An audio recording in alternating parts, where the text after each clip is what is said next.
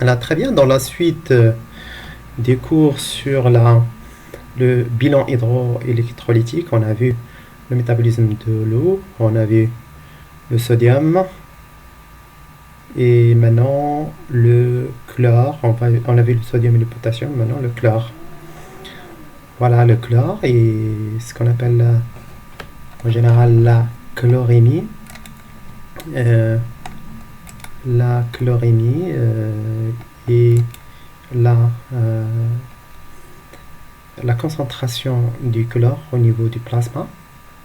Donc la chlorémie en général il est peu informatif, il dépend étroitement de la bicarbonatémie et du sodium. Voilà, donc on va voir en détail comment il peut varier. On revient vers le schéma de Gumbel et on voit ici le chlore. C'est un des anions les plus importants du milieu extracellulaire. Vous voyez, chlore, c'est un des anions les plus importants dans le milieu extracellulaire. Donc, il dépend étroitement de la bicarbonatémie. Voilà, quand il va diminuer, la chlorémie aussi va augmenter, on va le montrer. Donc, comme je viens de le dire, la chlorémie, elle est peu informative, elle dépend de la bicarbonatémie et du sodium. Donc, la chlorémie varie comme la natrémie, il augmente presque dans les mêmes proportions. Quand le sodium augmente, la chlorémie aussi augmente. Presque dans les mêmes proportions qu'elle est en cas d'hypernatrémie, diminue dans les mêmes proportions en cas d'hyponatrémie. Il varie dans le même sens. Quand le chlore augmente, la natrémie augmente. Quand le chlore baisse, la natrémie baisse. Mais quand en cas d'acidose, quand la bicarbonatémie baisse, la chlorémie augmente. Voilà. Et on dit que la chlorémie, il varie en sens inverse de la bicarbonatémie. De telle façon, on aura toujours un équilibre anion-cation.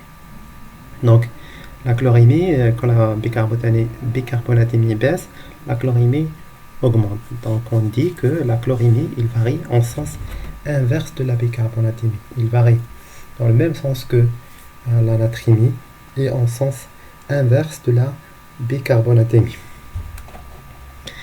Voilà une acidose métabolique à la suite de perte digestive ou urinaire, acidose tubulaire rénale. Le chlore va remplacer dans la colonne des anions le bicarbonate abaissé. Donc le rein réabsorbant l'ion chlore. Voilà, et comme ça, quand la bicarbonatémie baisse, le chlore va compenser et on aura une augmentation de la chlorémie. Voilà, les valeurs de référence de la chlorémie, c'est en général 100 à 105 millimoles par litre.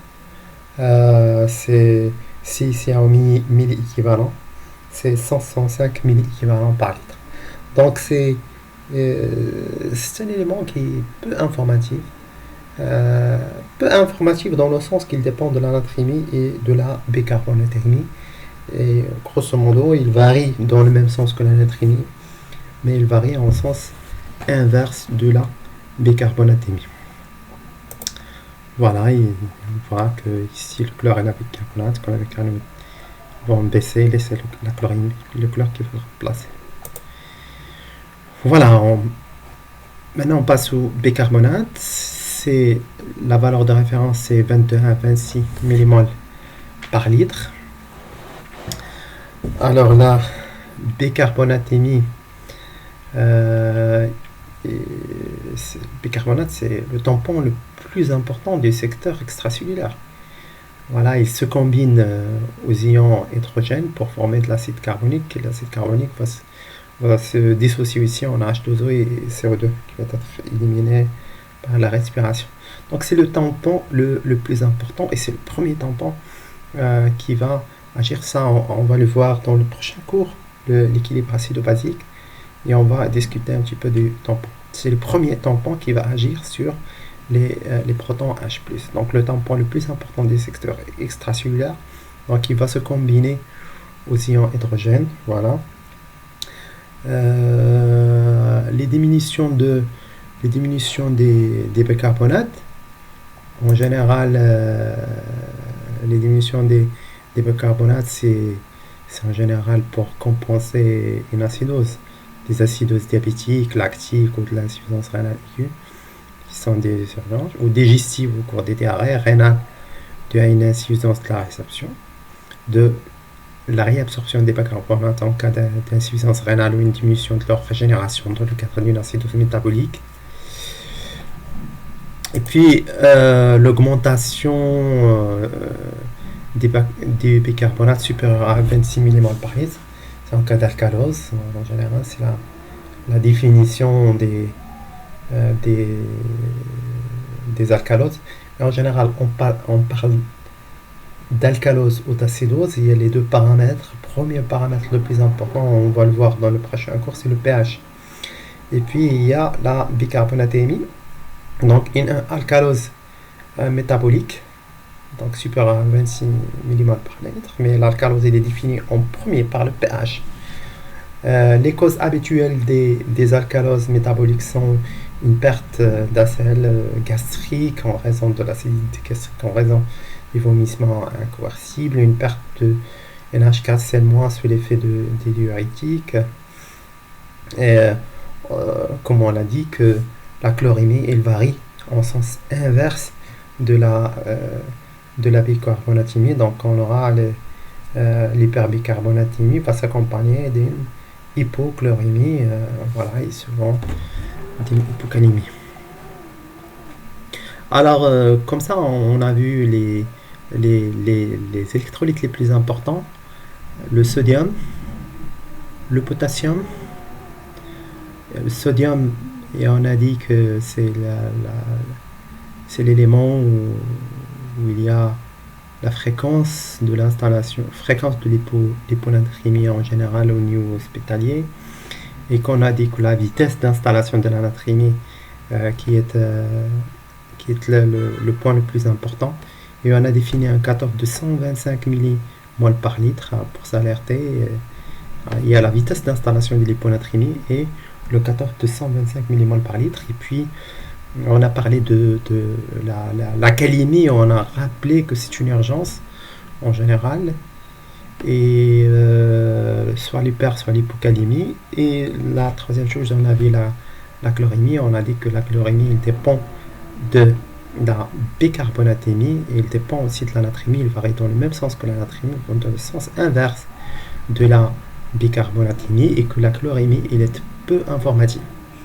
La chlorémie il est peu informative. Et puis il y a la bicarbonatémie, ça en cas d'acidose ou en cas d'alcalose métabolique, mais on parle d'acidose et d'alcalose pas sur la base des bicarbonates mais sur la base du pH. C'est très important. Mais ici donc dans le cas d'acidose, c'est le premier tampon qui va agir, c'est les bicarbonates pour compenser les protons.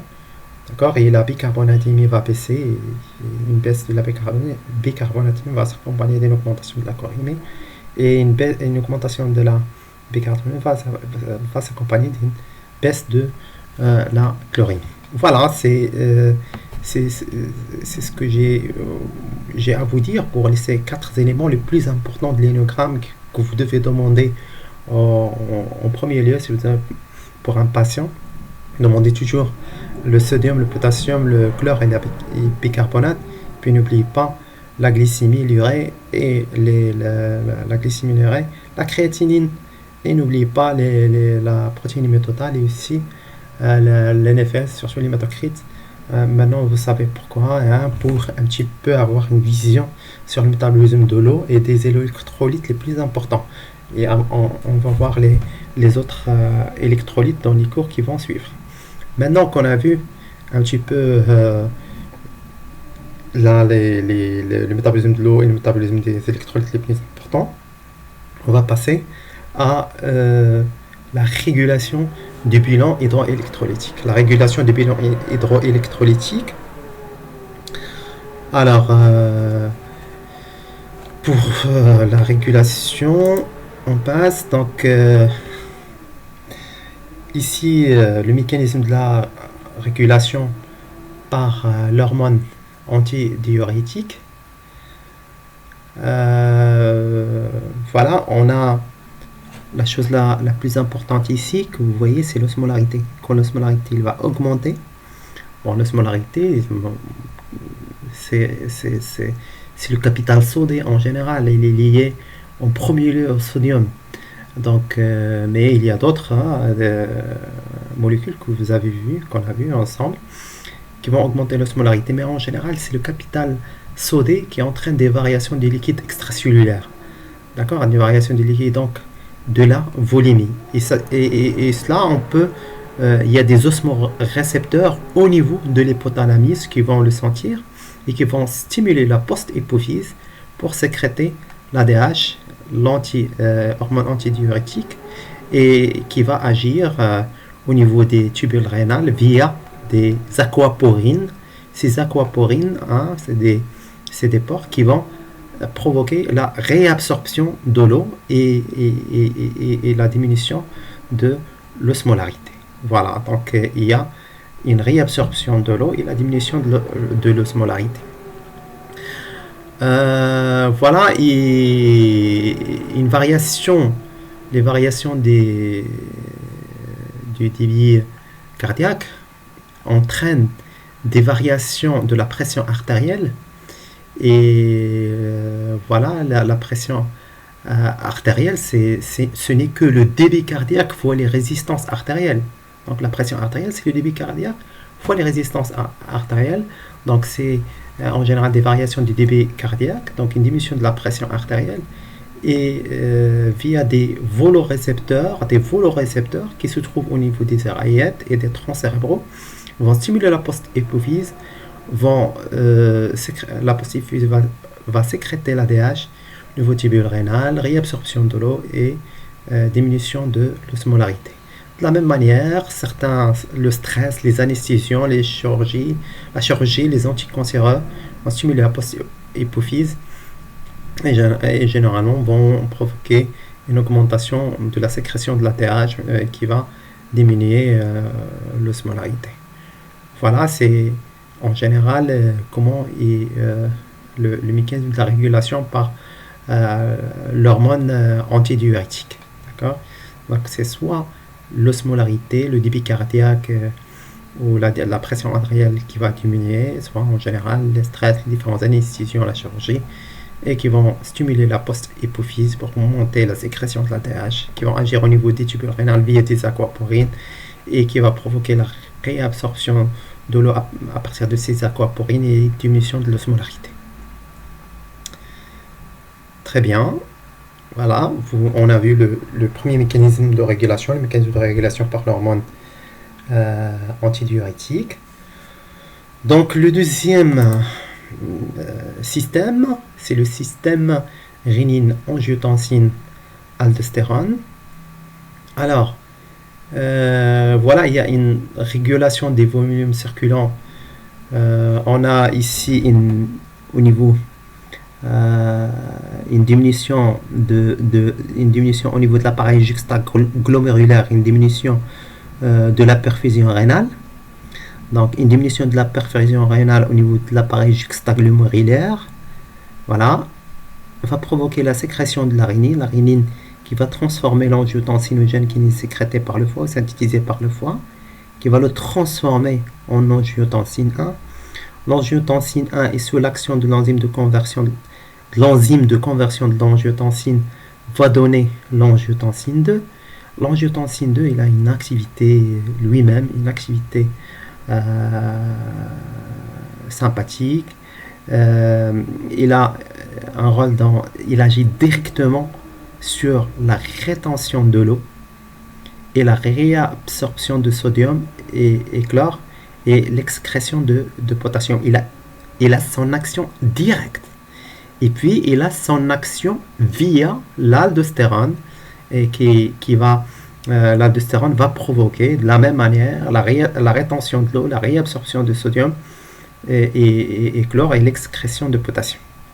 Et là, l'angiotensine 2 aussi une activité sur la vasoconstriction et l'augmentation de la pression artérielle. Donc il a une action directement vasoconstrictrice, une stimulation de la vasoconstriction directe, une action directe. Il a donc 4 actions qui sont directes plus une action indirecte. Et puis l'angiotensine 2 va stimuler lui aussi directement la post-hypophyse pour sécréter l'ADH, l'hormone antidiurétique, et qui va via l'aquaporine. Ces aquaporines vont provoquer la réabsorption de l'eau. Voilà, donc la réabsorption ou la rétention de l'eau. Donc en fin de compte, on aura quoi? On aura rétention de l'eau et des sels et une augmentation des volumes effectifs de la circulation sanguine, une augmentation de la perfusion de l'appareil juxtaglomérulaire, et puis il n'y aura pas de sécrétion de rénine. Voilà. Donc c'est ça le système rénine, angiotensine, aldostérone, qu'on appelle SRAA, S-R-A-A, le système rénine, angiotensine, aldostérone. Voilà.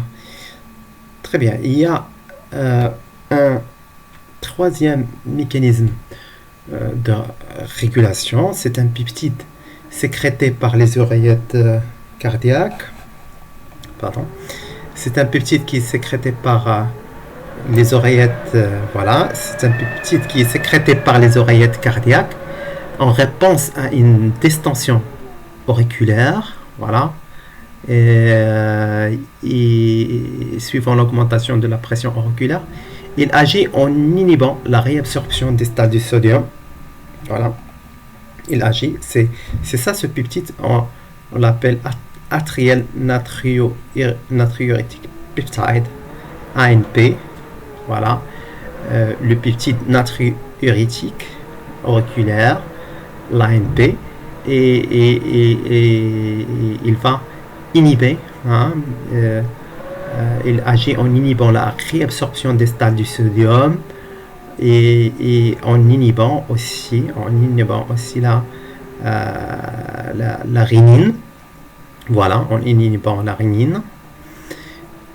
Donc, en inhibant la réabsorption des stades du sodium, en inhibant la rénine, et il antagonise aussi l'action pressive de l'angiotensine 2.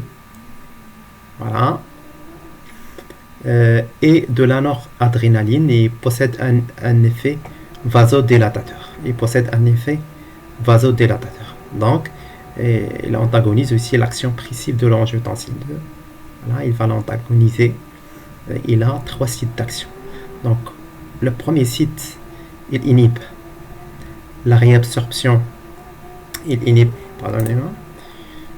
Là, le pointeur laser. Donc, l'atrial natriurétique peptide, c'est un peptide qui est sécrété par les oreillettes cardiaques en réponse à une distension auriculaire. Suivant l'augmentation de la pression auriculaire. Donc, il agit en inhibant la réabsorption. De sodium, en inhibant la rénine. Il antagonise aussi l'action pressive de l'angiotensine 2 et de la noradrénaline. Il possède un effet vasodilatateur systémique. Voilà, c'est ce peptide qui est sécrété par les oreillettes cardiaques qu'on appelle l'ANP.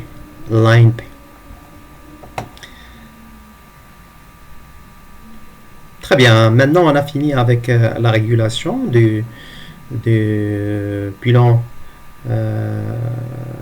hydroélectrolytique. On a vu les 3 mécanismes. Donc le mécanisme de la régulation par l'hormone antidiurétique et le mécanisme du système rénine SRA qu'on appelle le système rénine angiotensine aldostérone. Et puis le troisième, c'est l'ANP, qui est une peptide sécrété par les oreillettes cardiaques, atrial natriurétique peptide. Voilà, donc maintenant on a fini, on peut faire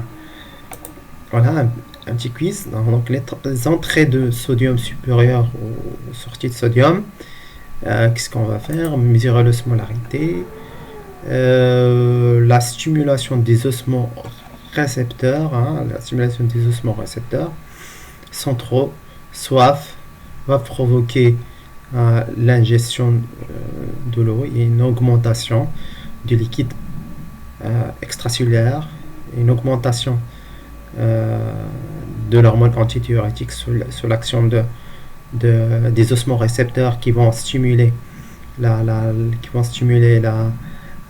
post-hypophyse pour sécréter l'ATH et la réabsorption tubulaire de l'eau via les aquaporines au niveau des tubes collecteurs et une augmentation du liquide extracellulaire. De la même manière, si au contraire, si les entrées sont inférieures aux sorties, on aura une osmolarité, une diminution de l'osmolarité plasmatique, il y aura une inhibition des osmorécepteurs centraux. Vous n'avez pas d'envie de boire, il n'y a pas une inhibition de la soif, et aussi une inhibition de la sécrétion. Donc il n'y aura pas de sécrétion d'ADH et pas de réabsorption, une diminution du liquide extracellulaire. Voilà, maintenant qu'on a vu un petit peu de la physiologie et le métabolisme des différents électrolytes et de l'eau, on passe à notre cœur de métier, qui c'est les dosages. Les dosages de l'ionogramme, comment on peut le réaliser. Alors, donc, on commence toujours par la partie préanalytique. Donc, c'est un examen qui est très sensible. Et vous avez vu que l'intervalle de référence du potassium, il est vraiment entre 3,5 et 4,5. C'est vraiment 2 unités. Et vraiment une petite variation de la partie préanalytique. On a parlé du GAO. C'est en général si vous allez à contrôler la calémie, il vaut mieux prélever sans garrot. Ne pas utiliser le garrot, sauf si le malade est difficile à piquer. Donc il vaut mieux ne pas utiliser de garrot. Donc, première des choses, c'est la qualité de la réalisation des analyses de biologie médicale commence chez le prescripteur. Et voilà, il faut préparer votre patient et mettre aussi les renseignements cliniques. Est-ce qu'il y a une paralysie, est-ce qu'il y a de la léthargie, insuffisance rénale aiguë, chronique, voilà, si c'est une insuffisance rénale chronique, donner le DFG, le débit de filtration glomérulaire, on va le voir, peut-être que vous l'avez vu en physiologie. Voilà, donc c'est très important de mettre ces paramètres. Alors, comme j'ai dit, donc c'est dans la partie préanalytique, ça vous le connaissez déjà, on a bien discuté de ça. Maintenant, pour les prélèvements, moi je vous dis tout de suite, un ionogramme, c'est un tube héparien.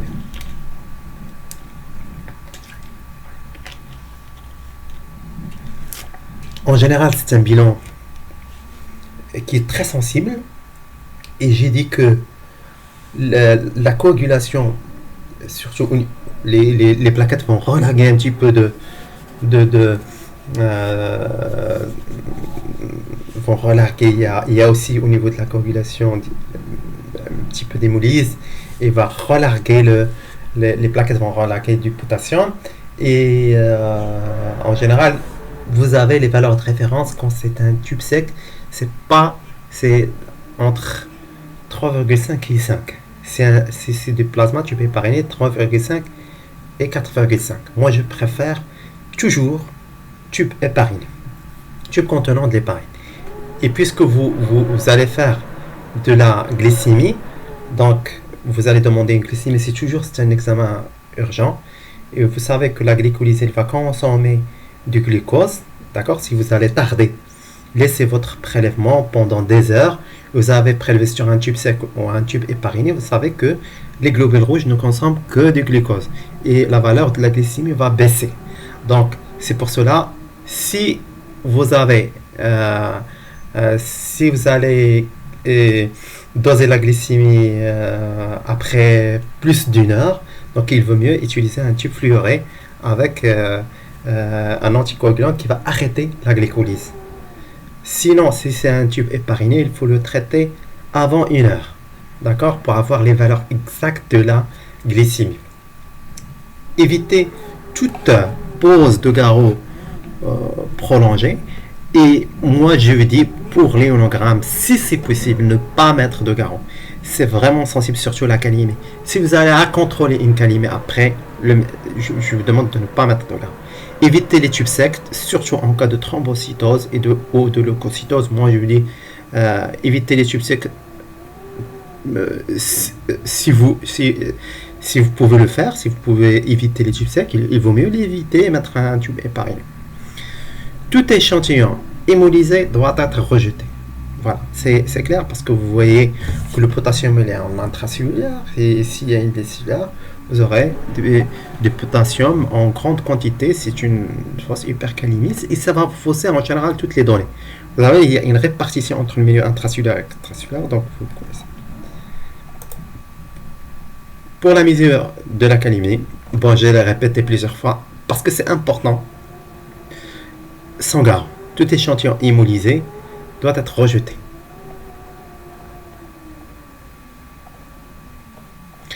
Voilà, donc les urines, si vous allez à faire, c'est toujours un ionogramme urinaire, c'est toujours avec un ionogramme sanguin. Voilà. Ionogramme urinaire et ionogramme sanguin, on les demande en même temps. Donc les urines, c'est les urines de 24 heures. Vous savez comment collecter les urines de 24 heures. Si vous avez un cas en urgence, il faut demander de l'urine plus créatinurie, d'accord, en même temps, d'accord, si c'est un spot, cas de les urgences de la réanimation. Donc la détermination de ce de patients dans les urines provenant d'une seule miction peut avoir un intérêt clinique. Mais le mieux, c'est d'avoir les urines de 24 heures, c'est le gold standard. Alors le transport du tube en position verticale toujours et à température ambiante. Et à température ambiante, le transport moins de 2 heures, moi je me dis, si c'est l'ionogramme, si vous demandez encore de la glycémie, si vous prélevez sans anticoagulant qui va arrêter la glycolyse, je vous dis tout de suite, c'est inférieur à 1 heure, c'est mieux. Et c'est mieux d'utiliser un tube hépariné. Voilà. Donc la méthode de référence, c'est la photométrie de flamme pour les dosages qui reste la technique de référence pour le dosage du sodium et du potassium. Il y a une correction de la formule de la natrémie. Voilà. Et il y a aussi la technique et bon, la photométrie de flamme, on ne l'utilise pas en routine. Et ce qu'on utilise, c'est en général la potentiométrie directe. On ne l'utilise pas. Donc pour la potentiométrie directe, c'est pas de correction de la natrémie. Mais pour la potentiométrie en direct, c'est la plupart de nos appareils en biochimie, on aura besoin d'une correction de la formule de la natrémie. Voilà, donc c'est toujours, il y a une correction, vous pouvez la trouver dans n'importe quel bouquin sur internet, les formules de correction, il y a des applications qui peuvent corriger la natrémie. Voilà, c'est la potentiométrie indirecte et la potentiométrie directe. La potentiométrie directe, elle donne une natrémie correcte. Potentiométrie indirecte, on ajoute un diluant, et c'est en général, ici, il faut corriger la natrémie. L'osmolalité mesurée, donc les appareils c'est des osmomètres et utilisent l'abaissement du point de congélation d'une solution, plasma ou urine, qui est proportionnel au nombre de molécules et d'ions dissociés dans la solution. Voilà, c'est l'osmolalité mesurée, mais on peut aussi la calculer. Alors, l'osmolalité est mesurable par l'abaissement de cryoscopique qui est de l'ordre de moins 0,56.